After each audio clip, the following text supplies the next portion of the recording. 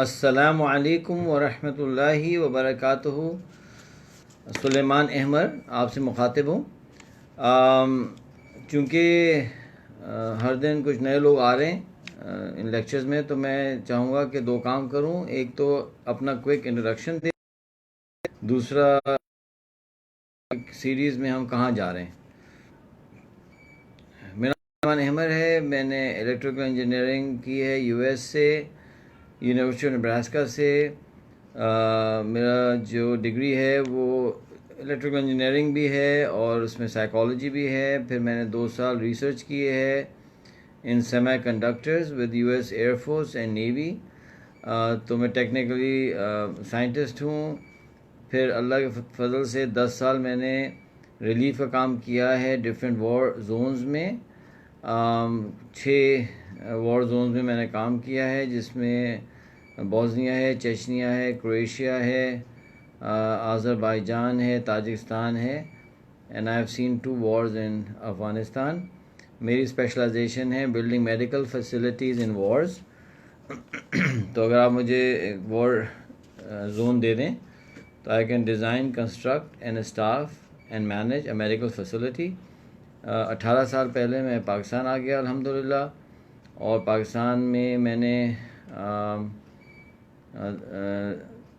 एक इदारा सेटअप किया। उसका नाम है time lenders. I am founder time lenders. मेरे साथ 4 फाउंडर्स और भी थे। 5 लोगों ने मिलकर इदारा सेटअप किया,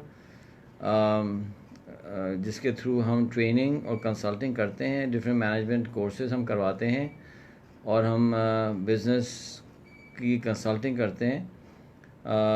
ये काम चलता है हमारा टाइम लेंडर्स से। फिर कुछ अर्सा पहले मैंने एक और इदारा सेटअप किया in partnership with my wife अल्हम्दुलिल्लाह। उसका नाम है द मोस्तार इंस्टीट्यूट। मोस्तार वो शहर था बॉस्निया में जिसमें हमने सबसे पहली दफ़ा जंग का टेस्ट किया, और वहाँ जेल भी हुई। और वहीं से मुझे ख़्याल आया कि हम मुसलमानों के पास विजन्स नहीं हैं, और वहाँ से वो ट्रिगर हुआ सोच और फिर research into visions and how to develop visions and how to have a meaningful life. तो उसी शहर के नाम पर ये इदारा है द मोस्तार इंस्टीट्यूट, जिसके ज़रिए हम 2 काम करते हैं। हम लाइफ कोचिंग भी करते हैं और हम बिज़नेस कोचिंग भी करते हैं। ये हो गया मेरा तारुफ। अच्छा अब हम आ जाते हैं, ये जो लेक्चर चल रहे हैं, ये लेक्चर्स क्या हैं कि हमने एक फिक्टिशियस कैरेक्टर लिया है, मासूम शाह साहब, और मैंने कोशिश की है कि उसको एक रियल लाइफ, जितना क्लोज टू रियल लाइफ है हो जाए, उसको हमने बनाया है। और हम देख रहे हैं मासूम शाह किस तरह से अपने लाइफ के चैलेंजेस को मैनेज कर रहे हैं और किस तरह से बैलेंस लेके आ रहे हैं अपनी लाइफ के अंदर। अच्छा, मासूम शाह साहब तो एक कैरेक्टर है, लेकिन जो मासूम शाह साहब के एग्जांपल्स हैं वो फिक्टिशियस नहीं हैं। वो एग्जांपल्स हैं जो हम as a trainer, consultant, coach दिन रात हम देख रहे होते हैं, क्योंकि ट्रेनिंग में भी हम पर लोग आ रहे होते हैं, कंसल्टिंग में हम लोगों से इंटरेक्ट कर रहे होते हैं, और कोचिंग में भी हो रहा होता है। तो उसमें जो है ना, जो सोसाइटी में हो रहा है उसी में से कुछ हम लेकर मासूम शाह साहब की शक्ल में आपको दे रहे हैं। अच्छा, एडवाइस ये है कि I would like you to understand the concept. आप कॉन्सेप्ट समझें और अल्लाह करे कि आप अपनी सिचुएशन में बेहतर फ़ैसले कर सकें, डिसीजन मेकिंग बेहतर हो सके। लेकिन इसका ख्याल रखिएगा कि एक जनरल एडवाइस है, ठीक है ना। कभी कभी आपको बहुत स्पेसिफिक किस्म की इंटरवेंशन की ज़रूरत पड़ती है। तो उस केस के अंदर कोई ऐसी सिचुएशन हो तो you can let us know. मेरा व्हाट्सएप नंबर आपके पास से, मेरे पास लोग काफ़ी सारे कांटेक्ट भी कर रहे हैं। लेकिन जो जनरल इन्फॉर्मेशन है, जनरल चीज़ें, वो तो सब के लिए हैं और आप उसको इस्तेमाल कर सकते हैं, इसको अप्लाई कर सकते हैं। और यही मकसद है इन टॉक्स का कि how do we add value to your life more on a real life basis.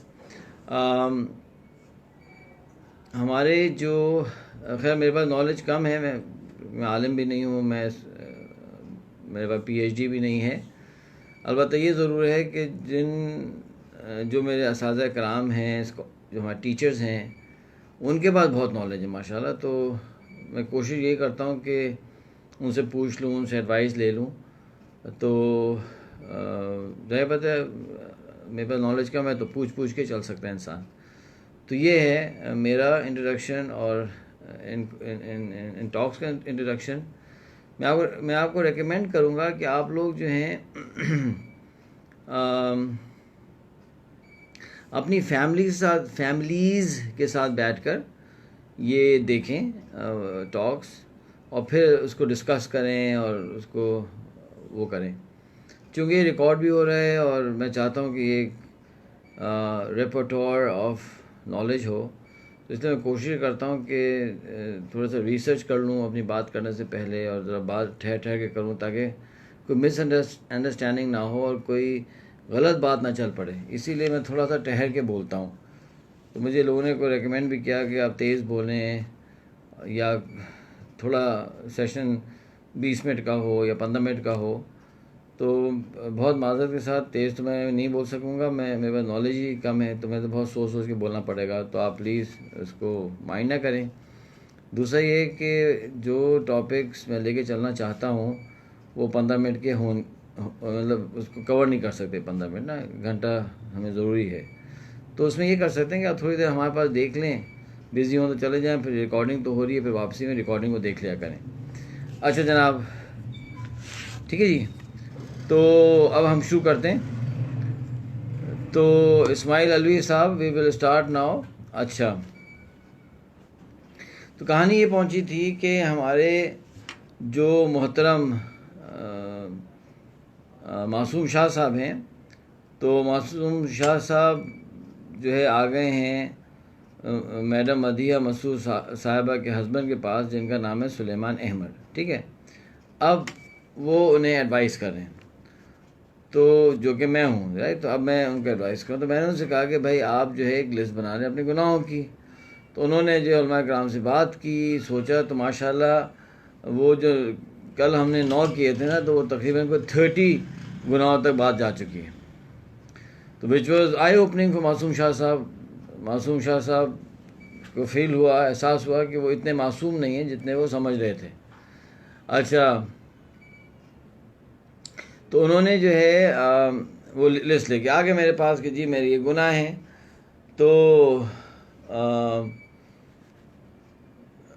तो मैंने उनको एडवाइस किया कि देखें आप एक काम करें काम ये करें कि पहले तो नियत करें कि सारे गुनाहों को छोड़ना है। ठीक है, कुछ गुनाह ऐसे हैं कि जो फ़ौरन छूट सकते हैं, कुछ गुनाहों में थोड़ा टाइम लग सकता है, लेकिन छोड़ने की नियत सबकी है। सबसे पहले आप ये करेंगे वो गुनाह जो इमीडिएटली छूट सकते हैं, उन गुनाहों से तौबा करें। ठीक है, अब पता ही चला कि मासूम शाह साहब को थोड़ी सी कंफ्यूजन थी। जब मैंने उनसे पूछा कि तौबा और इस्तिग़फ़ार का फ़र्क आपको मालूम है, तो मासूम शाह साहब बहुत मासूमियत से कहने लगे कि सुलेमान साहब ये एक नहीं होती दोनों चीज़ें। तो मैंने उनसे कहा कि नहीं जी, एक नहीं होती दोनों चीज़ें। ठीक है, तो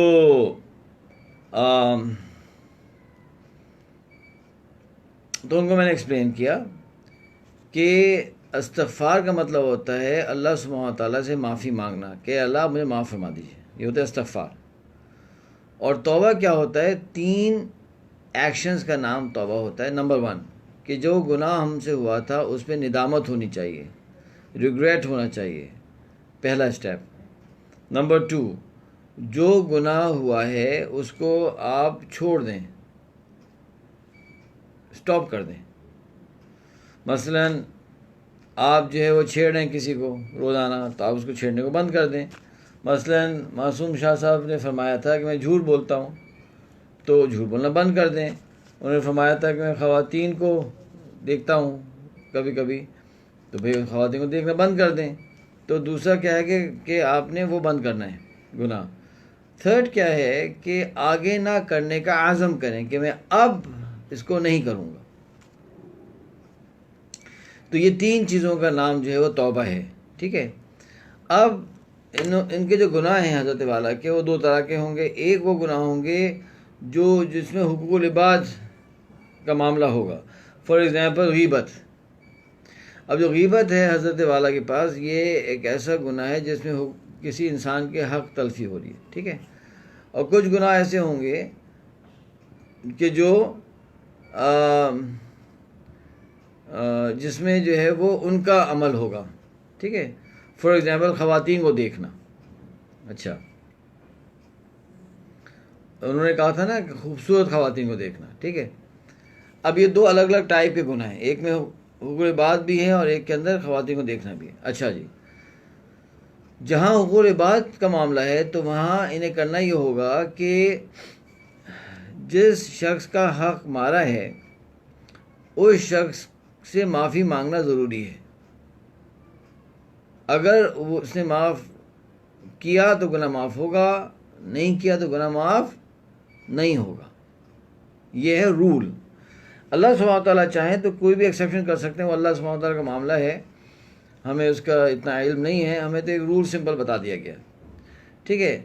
दूसरा ये कि अगर कोई ऐसी हक तलफी हो गई है कि जिसमें कोई लेन देन का मामला है, कोई चीज़ देने का मामला, फॉर एग्ज़ाम्पल जो है वो किसी के पैसे चोरी कर लिए तो उसे माफ़ी मांगनी होगी और उसका पैसा वापस भी करना होगा अनटिल अनलेस कि वो जो है माफ़ ना कर दे, ठीक है। फॉर एग्ज़ाम्पल हज़रत वाला ने ग़ीबत कर ली 3 लोगों की, तो अब इनकी ज़िम्मेदारी है कि ये जाएंगे और उन 3 लोगों से माफ़ी मांगेंगे। अच्छा, उलमा कराम भी फरमाते हैं कि अगर आपने ये कहा कि मैंने आपकी ग़ीबत की, मुझे माफ़ करें, तो हो सकता है और ज़्यादा मसला खड़ा हो जाए और ज़्यादा बंदा अपसेट हो जाए, तो ज़रूरी नहीं है कि आप मेंशन करें ग़ीबत। आप ये कह सकते हैं कि यार मैंने आपके कुछ हुकूक तल्फ़ किए हैं, हुकूक में मैंने जो है वो यानी वायलेट किए हैं, तो यार जो भी ऊंच नीच हुई है अल्लाह के लिए उन सबको माफ़ कर दो। अगर उस शख्स ने कह दिया भाई माफ़ कर देता हूँ, तो फिर क्या हुआ, गुनाह माफ़ हो जाएगा, यानी उसने माफ़ कर दिया। ये है लोगों से पूछने वाली बात, ठीक है।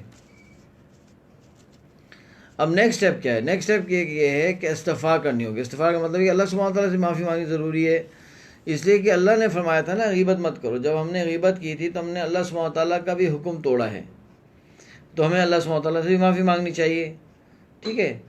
तो एक कहानी एक साहब ने सुनाई, और चूँकि मैं सऊदी अरेबिया में रहा हूँ तो मुझे काफ़ी वो लगी कि ये सच्ची लगी, लेकिन अल्लाह को बेहतर मालूम है, मेरे पास रेफरेंस नहीं है, तो मैं इसको एक कहावत ही समझ लें। वो ये हुआ कि 2 पाकिस्तानी ड्राइवर्स का एक्सीडेंट हो गया, तो शुरता पहुंच गया, पुलिस वाला। तो अब मुझे नहीं पता क्या कहते हैं, उस ज़माने में जो हम थे सऊदी अरेबिया में, तो पाकिस्तानियों को कहते थे रफ़ीक। तो उसने कहा कि पकड़ लिया, उसने कहा कि चलो तुम लोग जो है सेटल करो आपस में, वरना मैं तुमको जेल लेके जाता हूँ। उस ज़माने में सऊदी जेल ऐसी थी कि अच्छे अच्छे बड़े लोगों की जान निकलती थी, क्योंकि एक जेल में फंस गए तो फिर कब निकलेंगे, और फिर वो मूव कर देते थे जेलों के दरमियान में, कभी ट्रैक रिकॉर्ड नहीं होता था, बंदा मिल नहीं रहा होता था, फैमिली कभी एक जेल भाग रही, कभी दूसरी जेल भाग रही, समझे ना। तो इस तरह के इश्यूज़ थे। तो उन्होंने कहा नहीं भाई नहीं, तो हम कर लेते हैं। उन्होंने आपस में सेटलमेंट किया। उसने क्या किया कि था समझदार, उसने कहा कि पर्चे पे कहा इस पर लिखो सेटलमेंट को, साइन करो। उसने साइन कर दिया। इसका मतलब ये कि आउट ऑफ कोर्ट सेटलमेंट हो गई। जब ये सब हो गया तो जाने लगे।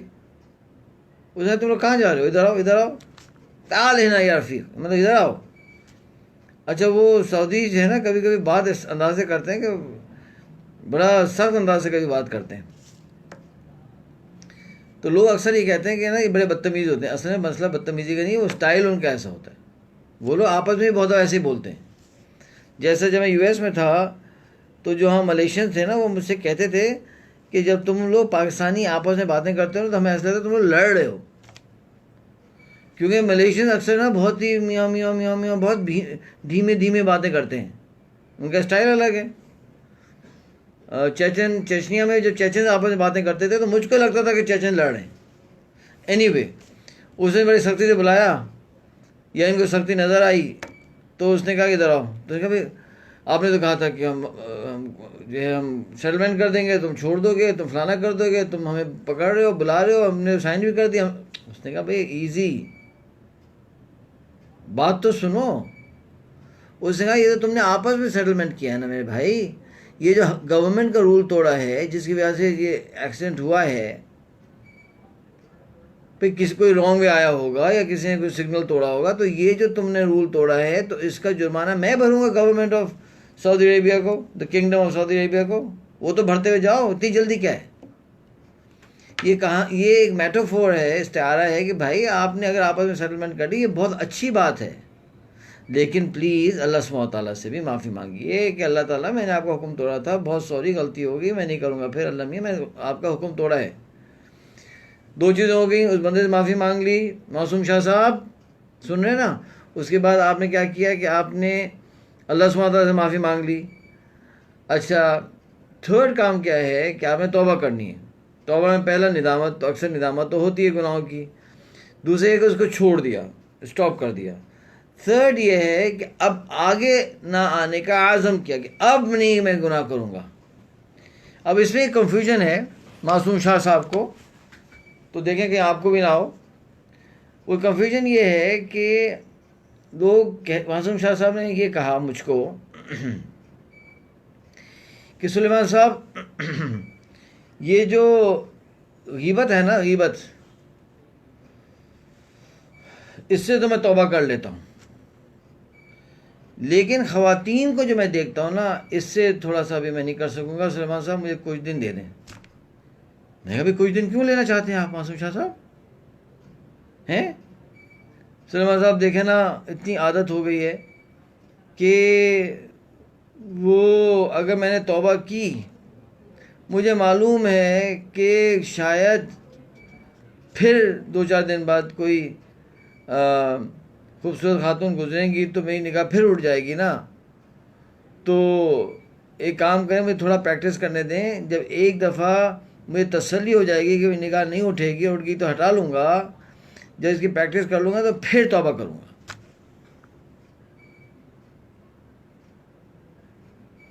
तो मैंने उनको समझाया मासूम शाह साहब को कि मासूम शाह साहब, सबसे पहला मसला ये है कि ज़िंदगी का तो कोई भरोसा ही नहीं है। खुदा ना खासा अल्लाह ना करे मासूम शाह साहब, आप पहले लॉकडाउन में बैठे हुए हैं और जो है कोरोना वायरस जो है वो हर तरफ फ़िज़ाओं में है, अल्लाह ना करे आपको हो गया। कराची में वैसे ही जो है ना वेंटिलेटर्स आर ऑलमोस्ट फुल। अभी डॉक्टर्स की प्रेस कॉन्फ्रेंस हुई थी जिसमें डॉक्टर बारी और ये सब डॉक्टर साद नियाज़ वगैरह थे, ये सारे बड़े सीनियर डॉक्टर्स हैं ऑफ इंटरनेशनल रिप्यूट। वो ये कह रहे हैं कि 80 to 90% कैपेसिटी फुल हो चुकी है। तो खुदा ना खासा मासूम शाह साहब आपको हो गया तो वेंटिलेटर्स तो हैं नहीं, और अगर आप अल्लाह सुब्हानहू व तआला को प्यारे हो गए, विच इज़ अ पॉसिबिलिटी, तो क्या होगा।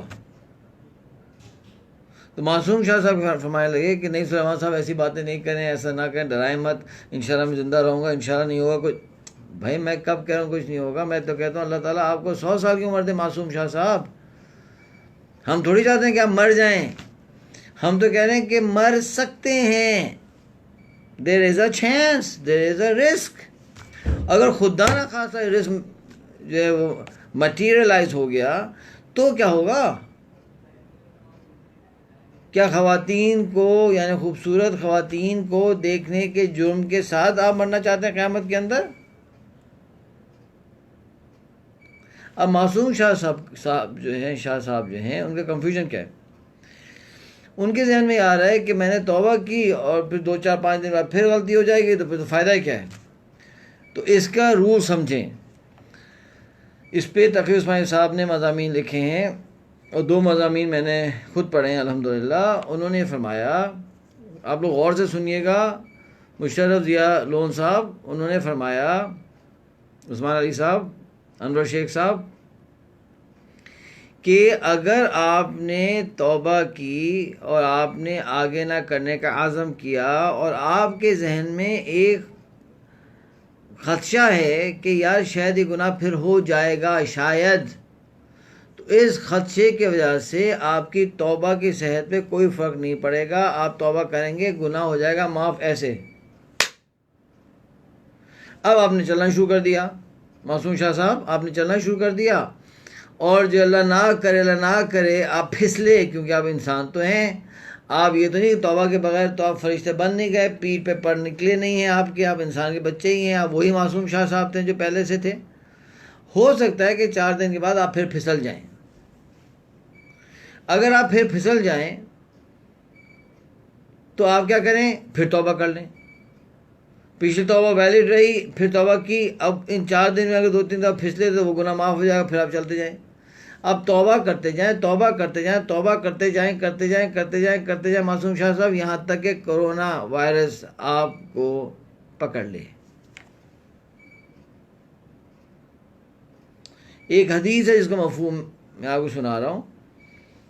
ये हदीस मैंने पढ़ी है, इसके एग्जैक्ट अल्फाज मेरे जहन में नहीं हैं, तो जो उलमा कराम ये देख रहे हैं सेशन, मैं आपसे दरख्वास्त करता हूँ कि आप जो है प्लीज़ इसका रेफरेंस में निकाल के बता दें इस हदीस का, हम सब का फ़ायदा हो जाएगा। और मेरे जहन में था नहीं कि हदीस में कोट करूँगा, वरना खुद निकाल लेता। एनीवे हदीस ये है कि एक सहाबी हुज़ूर अकरम सल्लल्लाहु अलैहि वसल्लम के पास आए और फरमाया कि या रसूल अल्लाह, अगर मैं गुनाह करूँ और तौबा करूँ तो क्या होता है? हुज़ूर अकरम सल्लल्लाहु अलैहि वसल्लम ने फरमाया कि अल्लाह सुब्हानहू व तआला माफ़ कर देते हैं। तो उन्होंने फरमाया या रसूल अल्लाह, अगर फिर गुनाह हो जाए और तौबा करूँ? हुज़ूर ने फरमाया अल्लाह सुब्हानहू व तआला माफ़ फरमा देते हैं। उन्होंने फरमाया फिर गुनाह हो जाए तौबा करूँ? हुज़ूर ने फरमाया सल्लल्लाहु अलैहि वसल्लम कि अल्लाह सुब्हानहू व तआला माफ़ फरमा देते हैं। फरमाया या रसूल अल्लाह, फिर गुनाह करूँ और तौबा करूँ तो? अच्छा, अब देखें, अल्लाह अकबर, वो साहबी को देखें कि वो रुक ही नहीं रहे, वो रिपीट करते जा रहे हैं। और हुज़ूर अकरम सल्लल्लाहु अलैहि वसल्लम का पेशेंस और हुज़ूर सल्लल्लाहु अलैहि वसल्लम का वो देखें कि स्टाइल, सुभान अल्लाह, बहुत कामली, बहुत कंपोजर के साथ हमारे अल्लाह माफ़ फरमा देते हैं, अल्लाह माफ़ फरमा देते हैं, अल्लाह माफ़ फरमा देते हैं।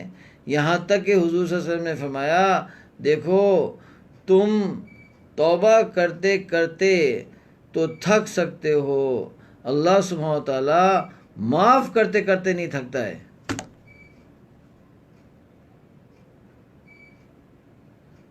यानी इतनी सहूलत, अल्लाह अकबर, इतना आसान गुनाहों से निकलना है भाई। तक़ी इस्माइल साहब ने लिखा है, मैं उनको इसलिए कोट कर रहा हूँ कि ज़ाहिर बात है हमारे बड़े हैं, बहुत बड़े आलिम दीन हैं, तो वो लिख रहे हैं तो ज़ाहिर बात इसकी उनके पास पूरी रेफरेंस है ना, मतलब हम ट्रस्ट करते हैं उनकी नॉलेज को। तो उन्होंने फरमाया अगर दिल में ये ख्याल हो कि गुनाह ज़रूर फिर करूँगा, ज़रूर करूँगा, तो तौबा नहीं होती। लेकिन शक भी होना कि हो जाएगा तो वैलिड है। सुभान अल्लाह। तो गुनाहों से निकलना इतना आसान है सुभान अल्लाह कि जिसकी कोई इंतहा नहीं है। कुछ लोग कहते हैं नहीं जी, गुनाह, बहुत से गुनाह ऐसे जो माफ़ ही नहीं होते। हर गुनाह माफ़ होता है, शिर्क से भी तौबा करें तो माफ़ होता है, और कोई कॉम्प्लिकेशन थोड़ी है।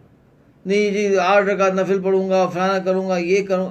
एक सामने कहने लगे जी इतने, कहता था कितने ग्राम आंसू गिरेंगे, पता नहीं कितने कतरे गिरेंगे। मैं कहा भाई कहाँ से निकाल के लेके आओ यार, तौबा के लिए रोना तो कोई वाजिब ही नहीं है। नहीं रोए भाई, थोड़ी हर आदमी रोता हो, माफ़ी मांग रहे बस। और निदामत तो होते ही है ना। अगर निदामत ही नहीं है तो इसका मतलब तौबा क्यों कर रहा है वो शख्स? दिल में एक बात आई है कि यार ये चीज़ सही नहीं है। अभी जो है एक हमारे पास कोचिंग में एक खातून है, उन्होंने बड़ी, नाम तो नहीं लूँगा, उन्होंने बहुत अच्छी बात की, मुझे बहुत पसंद आई। उन्होंने कहा सर मुझे ये कहीं मैंने सुना है, किसी स्कॉलर ने कहा कि जिस तरह से हज पर जाने से पहले सबसे माफ़ी तलाफ़ी की जाती है, गुनाहों माफ़ किया जाता है, तौबा की जाती है ताकि साफ़ सुथरे होकर हज पे जाएं, इसी तरह से रमज़ान शुरू होने से पहले भी करना चाहिए। तो मैंने इस पर सोचा, मैं कहा बात तो सही है, करना तो हर वक्त चाहिए ना, but this is a good occasion, it is a good कहते हैं एक अच्छा बहाना है, अच्छा मौका है। कैसे महीना शुरू होने वाला है जो बहुत ही बरकत महीना है, तो अच्छी बात है, चलो तौबा कर लो भाई रमज़ान से पहले, व्हाई नॉट। तो क्या आप लोग सब नियत करके तौबा करेंगे मासूम शाह साहब की तरह से? ऐसा तो नहीं कि मासूम शाह साहब बहुत आगे चले जाएं और हम पीछे रह जाएं, ऐसा तो नहीं है। हमको चाहिए कि हम भी मासूम शाह साहब के साथ साथ चले ना। तो मासूम शाह साहब ने 30 गुनाहों को लिखा है और वो उससे तौबा कर रहे हैं, माफ़ी अल्लाह सुब्हानहू तआला से मांग रहे हैं, जिनके पैसे वो किए वो कर रहे हैं। अपने सीईओ साहब से कॉल करेंगे, कहेंगे कि जनाब मैं पिछले महीने में इतने इतने घंटे मैंने जो है वो काम नहीं किया, मैं इतनी सैलरी वापस करना चाहता हूँ। उससे पहले अल्लाह के लिए सीईओ साहब, यू आर रिच मैन, आप उसके पहले ना माफ़ कर दें, you are the owner of the company, आप माफ़ कर देंगे, मैं आपके लिए दुआ करूँगा, आपके बच्चों के लिए दुआ करूँगा, आपके दामादों के लिए, बहुओं के लिए दुआ करूँगा, प्लीज़ आप माफ़ कर दीजिए, ठीक है ना। तो कौसैन अली, हमें ये भी नहीं पता कि साहब हैं साहिबा हैं जो भी हैं, उन्होंने कहा जी इंशाल्लाह तौबा करेंगे। और इराटसी वाइट, और मुझे नहीं पता कौन है, जो भी हैं आप भी तौबा करेंगे, ठीक है ना। अच्छा जी, ये तो हो गया तौबा वाला दरवाज़ा। अब हमने समझाया मारूफ शाह साहब को कि अब जो पहला काम, क्रिटिकल काम था, वो तौबा थी, तौबा आपने कर ली। अब क्या है कि अब जो है ना आपके बाकी चैलेंजेस भी इंशाल्लाह हम टैकल करेंगे।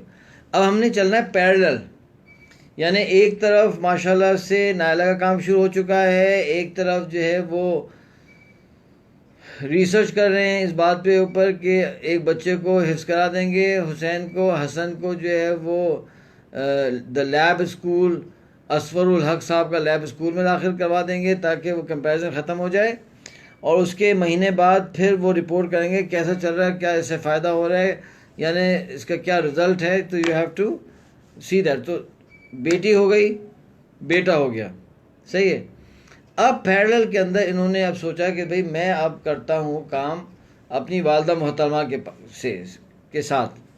बेगम साहिबा को उन्होंने समझाया था कि सीज़ फायर करें, तो बेगम साहब ने थोड़ा सीज़ फायर कर लिया था और वो थोड़ा सब्र कर रही हैं, तो जो फ्रिक्शन है थोड़ी सी कम हुई हुई है। अब वो मुझसे पूछते हैं कि सुलेमान साहब क्या करूँ मैं, अम्मा जान का ना, अम्मा जान हमारे साथ रहती हैं अम्मी, मैंने भी उनसे थोड़ा सा उलझना कम कर दिया है अल्हम्दुलिल्लाह, और जो है I do everything for her, I take care of her, मैं उनको डॉक्टर के पास भी लेके जाता हूँ, मैं उनको पॉकेट मनी भी देता हूँ थोड़ी सी, 5,000 रुपये हर महीने देता हूँ अम्मी को, तो मैं तो I am doing pretty okay. तो आप क्या रेकमेंड करते हैं? तो मैंने उनसे कहा कि देखो, सबसे पहली बात तो ये है मासूम शाह साहब कि असम्पशंस पे ना ज़िंदगी नहीं गुजारनी चाहिए, खुसूसन बहुत इम्पोर्टेंट चीज़ों पर, समझे ना। फॉर एग्ज़ाम्पल पाकिस्तान नेवी के साथ उनकी रिक्वेस्ट पे मैंने तकरीबन 1.5-2 साल थोड़ा चंद प्रोजेक्ट्स पे काम किया। हमने जो है वो साहिल पर, बलूचिस्तान के साहिल पर प्रोजेक्ट्स किए, मेडिकल प्रोजेक्ट्स किए, एजुकेशनल प्रोजेक्ट्स किए, समझे ना। तो मेरा काफ़ी ट्रैवल हुआ बलूचिस्तान। अब बलूचिस्तान आपको पता है कि थोड़ा सा डिस्टर्ब्ड है, वहाँ एक इंसर्जेंसी हो रही है, एक सेपरेटिस्ट मूवमेंट है, और ये जो मूवमेंट है इसको जो है फॉरेन कंट्रीज़ जो है वो फाइनेंस करते हैं, फंड करते हैं, समझे ना, हम सबको मालूम है ये बात, ठीक है। अच्छा, अब सपोज़ मुझे जाना है, मुझे जाना है सपोज़ औरमारा, तो क्या मैं औरमारा जाने के लिए एक असम्पशन में जाऊं कि यार हालात तो बेहतर लग रहे हैं, चलो मैं बग़ैर किसी एस्कॉर्ट के, बग़ैर किसी आर्म्ड सपोर्ट के मैं चला जाऊं? भाई ये हालात आगे पीछे हो रहे हैं, पाकिस्तान आर्मी के साथ ये ग्रुप्स उलझे हुए हैं, there is a low intensity warfare going on. अब तो माशाल्लाह बहुत बेहतर है, बलूचिस्तान बहुत बेहतर है, एक ज़माने में बहुत ज़्यादा था। तो यार इस तरह की सिचुएशन के अंदर मैं एक असम्पशन में चला जाऊँ? कोई समझदार शख्स ये नहीं कहेगा। समझदार आदमी कहेगा कि भाई आप रिस्क मत लें, बहुत सीरियस मसला है ना। अगर इसमें आपने गलती की तो इसका मतलब ये है कि आप जान से जाएंगे, या आप किडनैप हो जाएंगे, या कुछ भी हो सकता है खुदा न खासा। तो आपने अपनी पूरी प्रिकॉशन लेनी है। इसके बरक्स मैं ये कहता हूँ कि जी मैं गुलशन इकबाल से क्लिफ्टन जाना चाहता हूँ, कोई मुझे कहे कि रास्ते में तो यार बहुत ट्रैफिक जैम है, तो मैं कहता हूँ यार उम्मीद है कि सही हो गया होगा। तो एक असम्पशन मैंने कर ली है कि अंदाज़ा कर लिया, मैं चला गया और मैं 2 घंटे ट्रैफिक में फंस गया और मैं अपने बच्चों से मिलने जाना चाह रहा था। तो मेरे 3 बेटे जो हैं वो क्लिफ्टन में रहते हैं। अब मैं उनसे मिलने जाना चाह रहा था, तो क्या होगा ज़्यादा कि 2 घंटे बाद में पहुंचूंगा, फ़ोन कर दूंगा बेटा मैं थोड़ा लेट हो गया हूँ, तो 2 घंटे बाद में पहुंचूंगा और फिर जो भी करना है उनसे एक्टिविटी करके मैं आ जाऊंगा वापस। तो आपको और हमको समझना चाहिए कि रिस्क यानी गुलशन इकबाल से क्लिफ्टन जाना एक अलग मैटर है और कराची से औरमारा जाना एक अलग मैटर है। यहाँ कोई असम्पशंस कर लिए, यहाँ थोड़ा सा कहते हैं ना कि एजुकेटेड गेसेस कर ली, इट्स ओके, क्योंकि उसका कॉन्सिक्वेंस ज़्यादा नहीं है ना। लेकिन यहाँ जो है वो कॉन्सिक्वेंस इज़ ह्यूज। अगर आपके साथ कोई फैमिली हो, कोई फ्रेंड्स हो, तो it's not only that you are risking your life, अपनी लाइफ भी रिस्क कर रहे हैं आप, जो है शाह साहब, औरों की लाइफ भी रिस्क कर रहे हैं।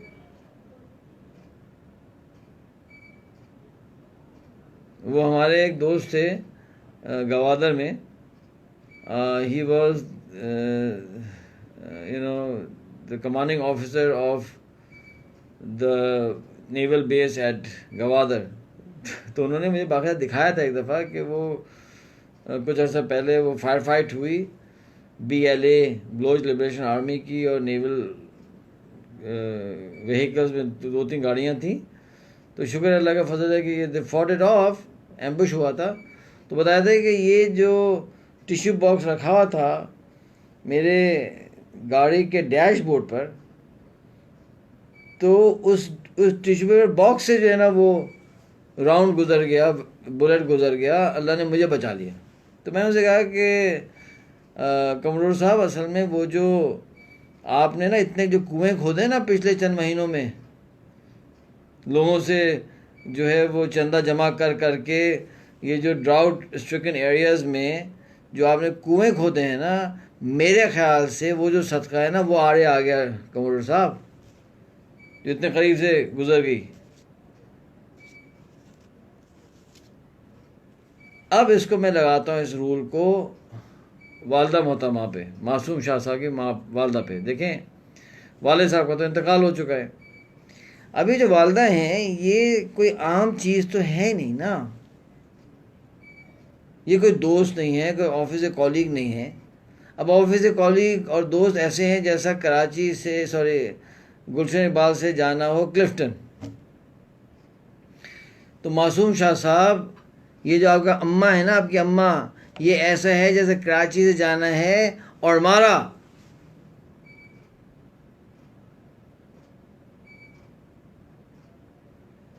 या और थोड़ा सा मैं एस्केलेट कर देता हूँ रिस्क को, और मारा नहीं, कराची से जाना है और मारा एंड देन पसनी, चलो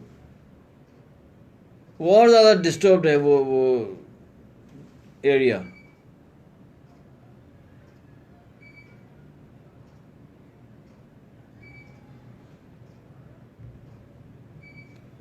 ये अम्मा जान है आपकी, कराची पसनी।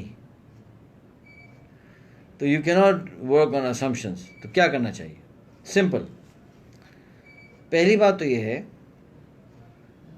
कि आप चले जाएं अम्मी के पास और अम्मी से कहें कि अम्मी जान, मैं बहुत अहम बात करना चाहता हूँ।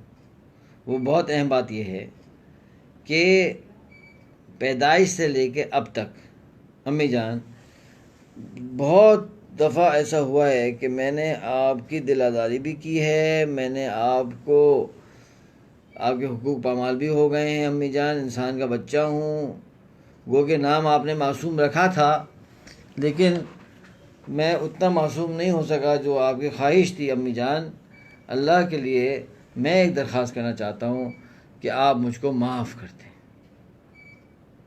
वो क्या कहेंगी? एक तो वो कहेंगी मासूम शाह साहब, वो कहेंगी कि नहीं बेटा माफ़ कर दिया तुम्हें, कोई फिक्र नहीं। अम्मी जान बताएं, माफ़ कर दिया ना, दिल से कर दिया ना? हाँ हाँ कर दिया, फिक्र नहीं करो तुम। एक तो ये होगा। दूसरा होगा कि नहीं बेटा नहीं, तुमने बहुत मुझे तकलीफ दी है,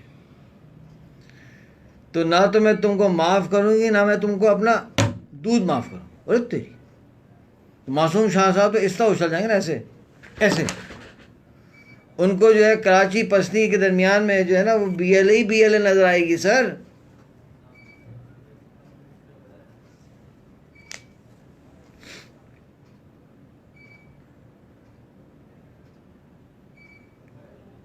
एक दफ़ा रात का वक्त था और मेरी बेगम साहिबा भी मेरे साथ थी और हम आ रहे थे जीवनी बॉर्डर टाउन है, वहाँ से आ रहे थे गवादर, सॉरी और मारा, और गलती से वो जो हमारी एस्कॉर्ट थी नेवी की, हम पीछे रह गए, एस्कॉर्ट आगे निकल, एक आगे पीछे हो गए और रात हो गई। और यकीन करें कि मैंने आपको पहले शायद कहा भी था कि मैं बहुत बहादुर नहीं हूँ, तो मेरी तो जान निकल गई, इतना मैं परेशान। मैंने कहा यार ये तो इवनिंग टाइम है तो वैसे ही यहाँ जो है वो रिकमेंडेड नहीं है ट्रैवल करना, ये पता नहीं कहाँ रह गए ये बेचारे। तो वो गाड़ी आगे पीछे हो गई, नॉट इन साइट। अब यकीन करें कि मैंने 180 किलोमीटर्स पर वो गाड़ी ड्राइव की कि भाई खुदा ना खा तो कोई फायर भी आए ना तो लगना मुश्किल हो।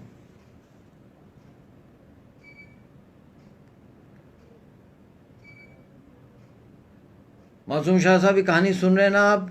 आपकी अम्मा जो है ना वो गुलशन क्लिफ्टन नहीं है, कानून अली साहब, गुलशन क्लिफ्टन नहीं है। आपकी अम्मा जो है वो कराची पसनी है, कराची पसनी।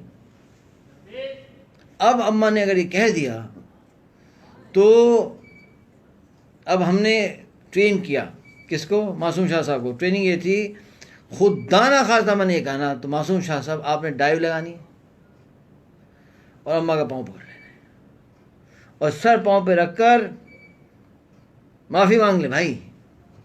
मासूम शाह साहब कहने लगे नहीं मुझे बड़ा अजीब सा लगेगा और मैंने कभी ऐसा किया नहीं, सलमान साहब ऐसे काम तो नहीं।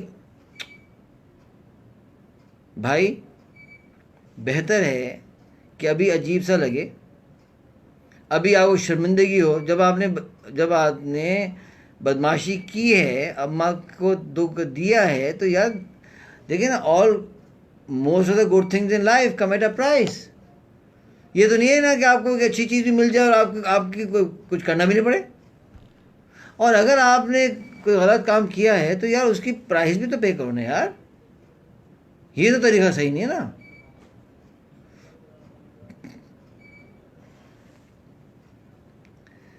जब हम बॉस्निया में थे हमें जेल हो गई। अच्छा, अब जेल हुई तो हमने बहुत समझाया, हमने कहा भाई हम रिलीफ वर्कर्स हैं, हम कोई फाइटर्स थोड़ी हैं।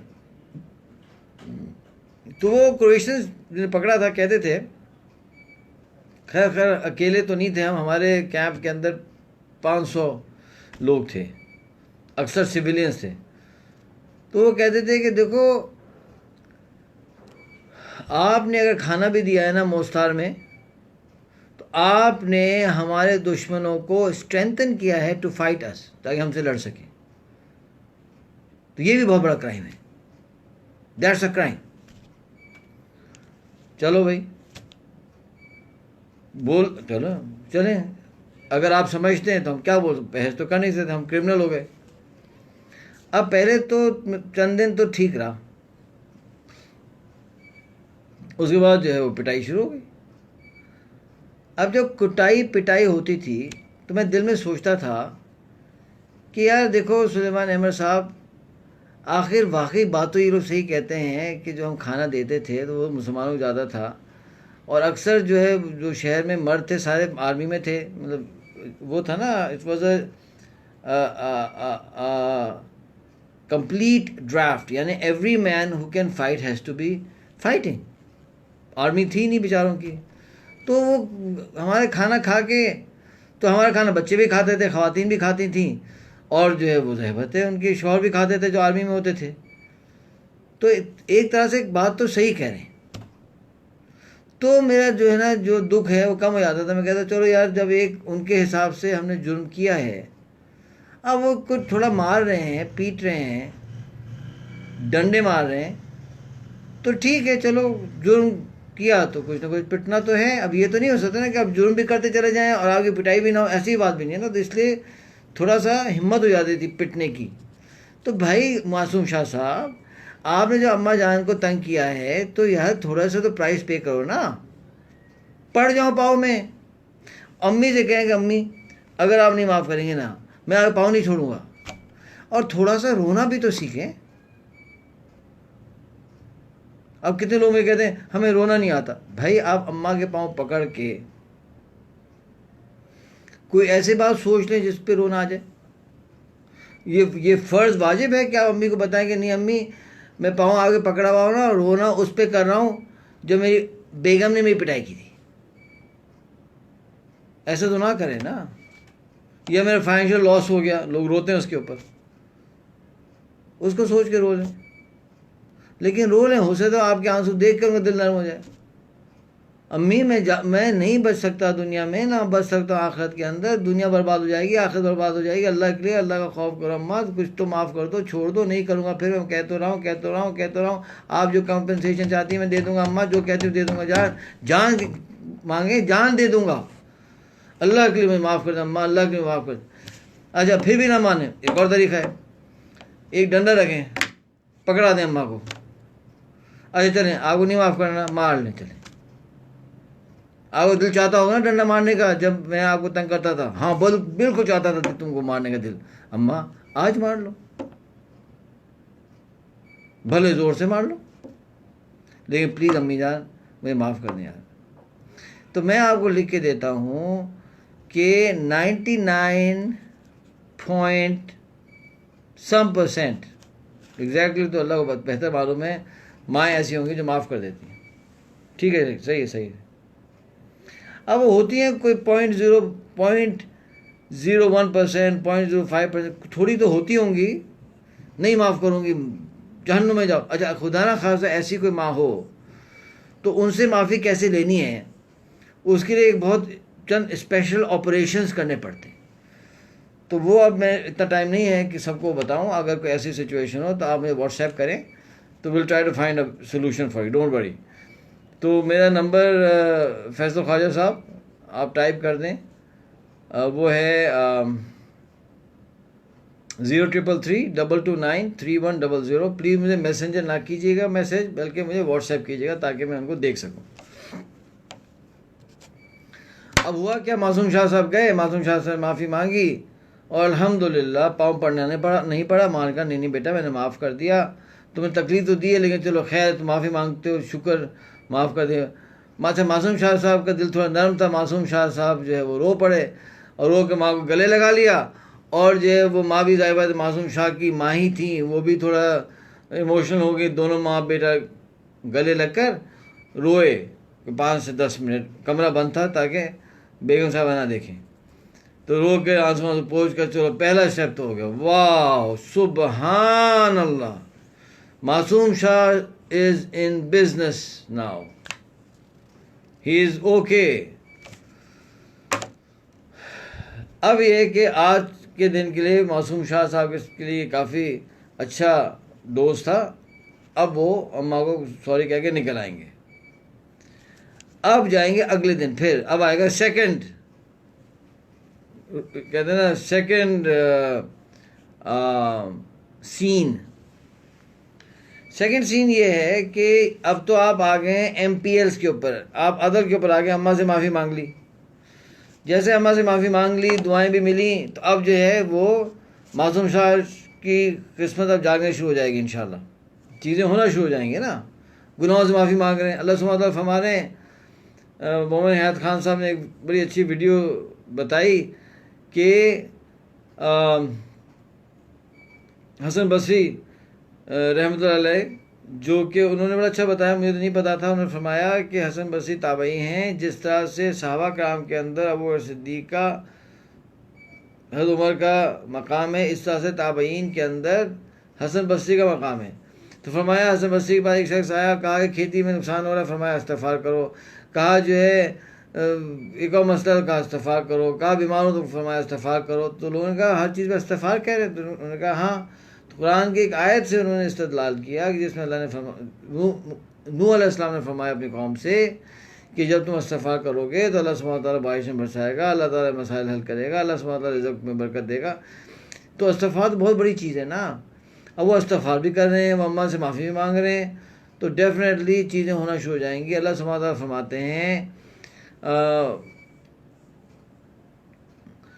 कि वमन यत्तक़िल्लाह यजअल लहू मख़रजन, जायज़ी तौबा इस्तिग़फ़ार ये सब तक़वा की बुनियाद पे होता है। तो अल्लाह सुब्हानहू व तआला ने फरमाया वमन यत्तक़िल्लाह यजअल लहू मख़रजन, कि जो अल्लाह से डरता है अल्लाह सुब्हानहू व तआला उसके लिए रास्ता निकालते हैं। व यरज़ुक़हु मिन हैथु ला यहतसिब, और ऐसी जगह से रिज़्क़ अता फरमाते हैं जहाँ से उसको गुमान नहीं होता।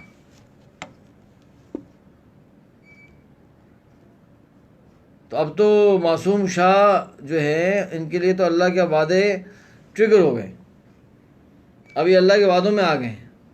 अब ऐसे ऐसे काम होंगे कि हज़रत वाला जो है ना हैरान हो जाएंगे। और हम सब ने, मैं अकेला नहीं, हम सब ने ज़िंदगी किसी न किसी फेज़ पर इस तरह से अल्लाह के वादों को पूरा होता हुआ देखा है। सही तिरमिज़ी साहब।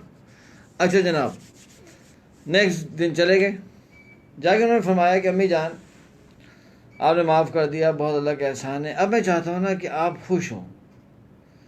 तो आप बताइए, कोई 3 चीज़ें मुझे बताएं अम्मी जान, कि 3 चीज़ें कि आप खुश हो जाएं,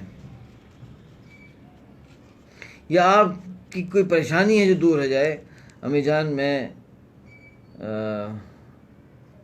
मैं कोशिश करूँगा कि मैं वो करूँ। अम्मी जान बताएं अम्मी जान। अच्छा, मासूम शाह साहब ये एक्सपेक्ट कर रहे थे कि अम्मी जान कहेंगी कि तुम अपनी बेगम को ना कोई तमीज़ सिखाओ, वो ये समझ रहे थे। पर अगेन मासूम शाह साहब is in for a surprise मिल गया। अम्मी ने कहा कि मासूम, एक मामला ऐसा है कि मेरे दिल पे बहुत बोझ है, अक्सर रोती रहती हूँ सोच सोच के। मासूम हैं क्या चीज़ अम्मा? तो कहती हैं मरियम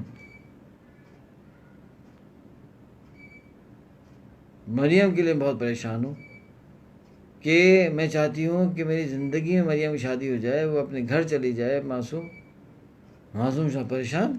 मासूम शाह साहब ने तो सोचा ही नहीं था, जिसको वो मुबीन जालिया वाला साहब मसला ही नहीं समझते थे, वो तो मसला निकल के आ गया। उनके लिए कोई मसला नहीं था, अम्मा के लिए मसला निकल के आ गया। अब मरियम कौन है? मरियम जो है मासूम शाह साहब की छोटी बहन है। उनका प्रोफाइल नोट कर लीजिएगा। मरियम जो है शी इज़ 29, माशाल्लाह से उन्होंने बी किया है NAD से इलेक्ट्रॉनिक्स के अंदर। और अम्मी की बड़ी ख्वाहिश थी कि वो मास्टर्स करें इलेक्ट्रॉनिक्स में, बड़ा माँ की ख्वाहिश थी, बाप की भी ख्वाहिश थी। लेकिन इन्होंने कुछ बयानात सुन लिए डॉक्टर फ़रहत हाशमी के, उससे उनके जहन के अंदर तब्दीली आना शुरू हो गई। वो जो है जो लाइफ चेंज होना शुरू हो गई। वो थोड़ा सा वेस्टर्न थी in outlook and in thinking, Islamically oriented नहीं थी। तो अब वो दीनदार हो गई और उन्होंने जनाब हिजाब बाया शुरू कर लिया और उन्होंने कह दिया कि जी मैंने अब इंजीनियरिंग नहीं करनी है, मैं जो है वो इंटरनेशनल इस्लामिक यूनिवर्सिटी से करना चाहती हूँ मास्टर्स इन शरिया एंड लॉ। तो काफ़ी घर में जो है बहस हुई, ये हुआ वो हुआ, वो अड़ी रही। तो आखिर वालिदैन ने चारों नाचार जो है उनको इजाज़त दे दी और वो चली गई इस्लामाबाद और वहाँ हॉस्टल में रहीं, अपना मास्टर्स किया। और अच्छा, इसी पीरियड में वालिद का इंतकाल हो गया और उन्होंने वहाँ पढ़ाना शुरू कर दिया। तो अब वो वहाँ लेक्चरार हैं, पढ़ाती हैं। अच्छा, अब इस पूरे इसकी वजह से थोड़ा सा माँ और बेटी में थोड़ा सा एक वो है, एक गैप है।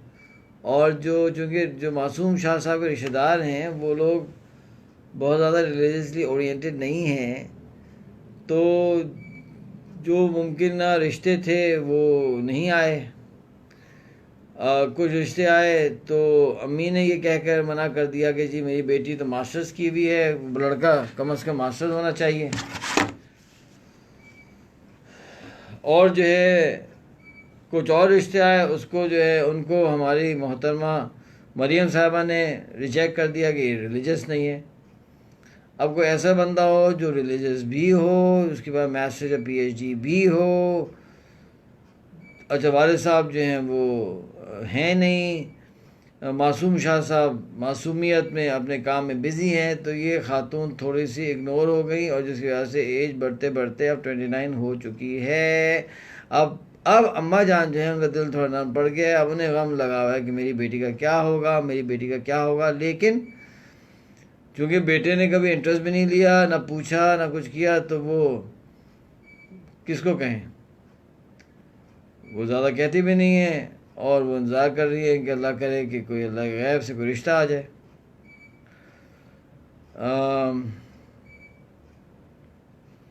ये हैं मरियम। तो आप लोग सब मरियम को पहचान गए। तो मासूम शाह साहब ने लिखा नंबर 1 पॉइंट मरियम। नंबर 2, अच्छा अम्मा बताएं कि और क्या मसला है। कहने लगेंगे कि हम रहते हैं डिफेंस में बेटा, मैं यहाँ खुश नहीं हूँ। अम्मी, ये तो ठीक ठाक घर है जी। मैंने तो बड़ी मेहनत से अम्मी मीज़ान बैंक के ज़रिए ये घर जो है वो ख़रीदा है। मैं तो मम्मी, यहाँ क्या है कमज़ोर, यहाँ मसला क्या है, आप मुझे बताएं, मैं इसको हल करता हूँ। कहते हैं मुझे डिफेंस नहीं पसंद। क्यों? इसलिए यहाँ कोई रिश्तेदारी नहीं। मेरे सारे, तुमको पता है, तुम भी वहीं बड़े हुए हो शरफाबाद में, तो मेरे तो सारे रिश्तेदार शरफाबाद में हैं। मेरी सहेलियाँ शरफाबाद में हैं। वो मेरे साथ जो स्कूल कॉलेज की सहेलियाँ थीं वो शरफाबाद में हैं। मैं तो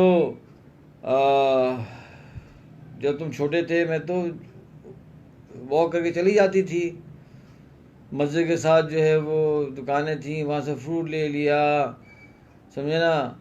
और तुमको तो वहीं में तुम्हारे बाल कटवाती थी। जो मस्जिद के सामने नहीं है वो जो नाई है, वो तो पुराना पता नहीं कब से चले आ रहे हैं। अब तो उनका लड़का वहाँ बैठता है, वो उसको मैं जानती हूँ। पीछे जो है वो है लियाकत नेशनल लाइब्रेरी है, वहाँ में चली जाती थी, समझे। रिक्शा पकड़ा, वहाँ पहुँच गए। वहाँ की लाइब्रेरियन से मेरा तारुफ है, वहाँ के स्टाफ को मैं जानती हूँ, समझे ना। अच्छा, थोड़ा और शॉपिंग करनी है तो आगे जो है वो बहादुराबाद है, समझे ना। बेटे मैं तो बिल्कुल यहाँ खुश नहीं हूँ बेटा। तुम सही है, अच्छा घर है, बड़ा घर है, तुमने हर तरह की मुझे सहूलत दी हुई है। बेटा मैं खुश नहीं हूँ बेटा, मतलब मैं बहुत परेशान होती हूँ। तुम काम पे चले जाते हो, अब ये कोरोना की बरकत से तुम नज़र आ रहे हो घर के अंदर, वरना तुम घर में नज़र कब आते हो बेटा। और ये तुम्हारी जो बीवी आयशा है ना, इससे तो मेरी तुमको पता नहीं बनती है भाई। इसका अलग जहन है, मेरा अलग जहन है, बस पता नहीं है, बस आजमाइश है अल्लाह की तरफ से। मैं क्या करूँ, बर्दाश्त करना है इसको। ना बात करने की तमीज़ है, ना इसको पता नहीं क्या जी, ना बच्चों का सही ख्याल रखती है, ना तुम्हारा सही ख्याल रखती है। चलो बच्चों का ना करे तो मैं फिर भी समझ लूँ, चलो तुम्हारा ख्याल नहीं रखती, तुमसे बदतमीज़ी करती है। मुझे बहुत तकलीफ़ होती है, मैं अपने बेटे को देखती हूँ कि वो, तो इससे मेरी बनती नहीं, मैं अजीब मुसीबत में हूँ भाई। मैंने तो सोचा था तुमसे कहूँ कि तुम मुझे छोड़ो, मैं वहाँ मुझे एक छोटा सा अपार्टमेंट ले दो बेटा, मैं वहीं रह लूँगी, तुम लोग आके मिल लिया करो बस। टनंग टनंग टना, यानी अनदर शॉक। मासूम शाह साहब तो सर पकड़े बैठ गए भाई, कि हम तो ये समझे थे कि अम्मा खुश होंगी, हम तो समझे थे अम्मा ठीक होंगी, अम्मा का तो हमें पता ही नहीं, अम्मा तो ये दिल में लेके बैठी हुई है।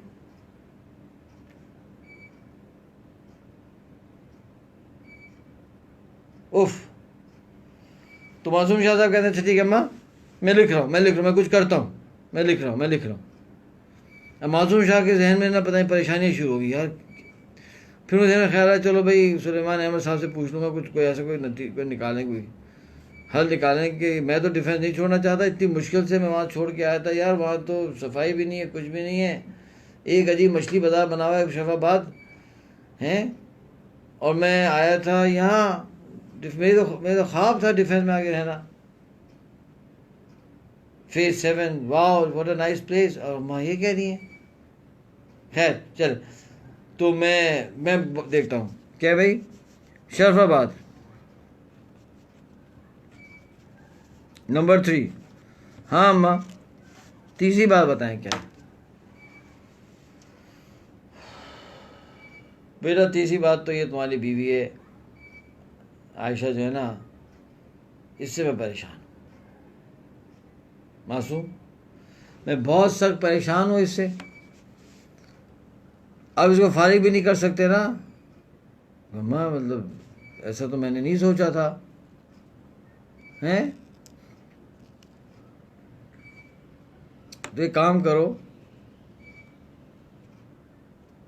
एक ऐसी लड़की ले लो, शादी कर लो जो मेरी खिदमत करे, 2 घर कर लो मासूम, और उस घर में मेरे साथ उस लड़की को छोड़ दो। और मैंने खुद, मेरी जो है ना, याद है वो कुदसिया जो थी, कुदसिया, मासूम शाह साहब के तो हवाइयाँ उड़ गई भाई, यूँ करे मासूम शाह साहब। हाँ अम्मा, हाँ हाँ कुदसिया, कौन सी कुदसिया अम्मा? अरे भाई जब मैं पड़ोस में रहती थी, अरे 34 साल की बेगम कुदसिया। हाँ हाँ, तो क्या हो गया? अरे बेटा उसकी बेटी की शादी हुई थी, वो जो है वो शादी नहीं चल सकी ना, तो 2 बच्चे भी उसके हैं, और बल्कि 3 बच्चे, हाँ 3 बच्चे भी उसके हैं, घर में बैठी है, बहुत बहुत खिदमत गुजार अच्छी बच्ची है, बचपन से मैं देखा उसको। मासूम तुम हिम्मत करो यार, तुम उससे शादी कर लो, और जो है तुम एक काम करो, तुम इस घर को ना छोड़ना मासूम, यहीं रहना आराम से। तुम मेरे लिए ना, तुम शफाबाद के अंदर एक अपार्टमेंट रेंट पे ले लो, वो जो बच्ची है ना खुशिया, उसकी बच्ची जो है बेटी, उससे शादी तुम कर लो।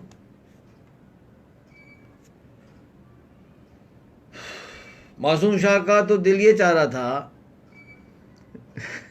कि यूं करें ऐसे, क्योंकि उनसे तो एक नहीं संभल रही, ये 2 वाला तो प्रपोजल बहुत टफ है। तो मासूम शाह साहब को सुलेमान अहमद साहब ने कहा था कि कोई कमिटमेंट, कोई हाँ नहीं करना, सब लिख लेना, फिर हम उसको देखेंगे। तो मासूम शाह साहब ने कहा अम्मा ठीक है, मैं इसको नोट कर लेता हूँ और इस पर सोचता हूँ, फिर आपको बताता हूँ। आप परेशान नहीं हो भाई, आप रिलैक्स करें, इंशाल्लाह कुछ ना कुछ हो जाएगा, कुछ सोल्यूशन हो जाएगा इंशाल्लाह। नहीं बेटा वो बहुत ज़बरदस्त बच्ची है, और उसका नाम जो है वो सनोबर है तेरी। अब ये सनोबर जो है ऐसी है, सनोबर वैसी है, और बहुत प्यारी। मासूम शाह साहब ने कहा बिल्कुल अम्मा ऐसी होगी, बिल्कुल मैं समझता हूँ, आपकी बात में पूरा एतमाद करता हूँ, लेकिन उस सनोबर को थोड़ा होल्ड करें, अल्लाह ताला उसके लिए सबसे अच्छा करेंगे, आप सनोबर का काम ना करें। मैं इस पर सोचता हूँ, मैं आपको बताता हूँ, मैं बताता हूँ। तो जनाब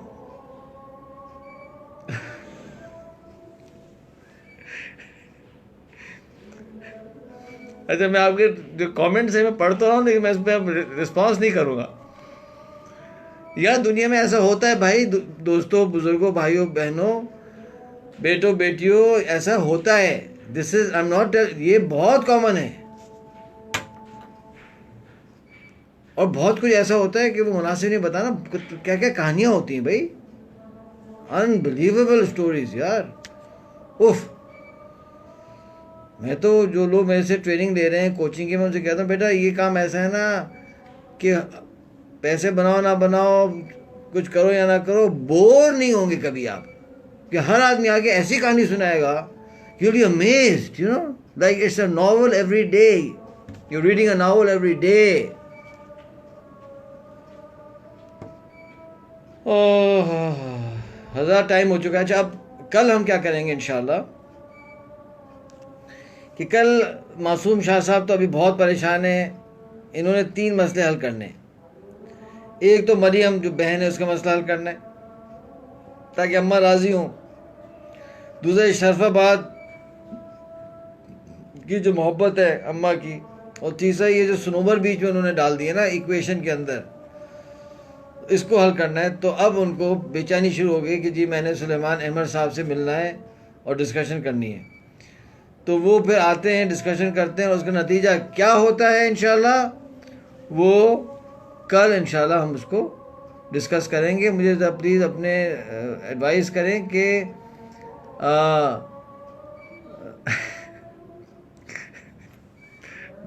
दास्तान गो, सुभान अल्लाह। तो कल जो है हम करेंगे। और प्लीज़ मुझे बताएं कि कौन से टाइम रमज़ान में बेहतर होगा, ये बताइएगा।